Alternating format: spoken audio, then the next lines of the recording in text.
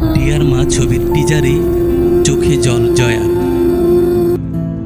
Deer মা ছবিতে মায়ের চরিত্রে অভিনয় করেছেন অভিনেত্রী জয়া আহসান। আগামী 18 জুলাই মুক্তি পাবে অনিরুদ্ধ রায় পরিচালিত ছবিটি। 28 জুন শনিবার ছবিটির টিজার মুক্তি পেয়েছে, যেখানে দেখা গেছে সন্তানের প্রতি তিনি অত্যন্ত স্নেহশীল। কিন্তু এই ছবিতে তার মেয়েকে দেখা যাচ্ছে বারবার বলতে, আমি আমার নিজের মায়ের কাছে যাব। খোলাসা না করলেও বোঝা যাচ্ছে জয়া তার সন্তানের জন্মদাত্রী মা নন, কিন্তু স্নেহের বন্ধনে বেঁধে রাখতে চান মেয়েকে।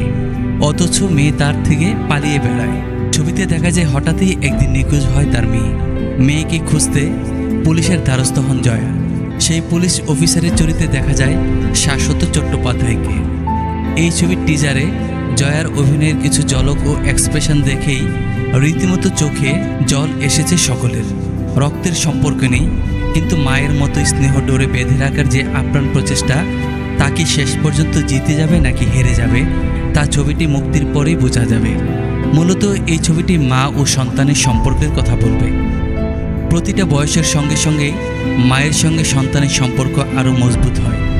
শাসনের পরিমাণ কমে, সেখানে যেন খানিক বাড়ে বন্ধুত্বের সম্পর্ক। আবার তেমনিভাবে বয়ঃসন্ধির সময়ে সন্তানকে সামলানো একটু কঠিন হয়। ঠিক এইভাবেই নানা পরিস্থিতির মধ্য দিয়ে যেতে যেতেই সন্তান কখন বড় হয়ে যায় মা যেন টেরও পান না। ঠিক এরকমই অনেকগুলো আবেগ অনুভূতির মিশেলে ভরপুর ছবিটির টিজার।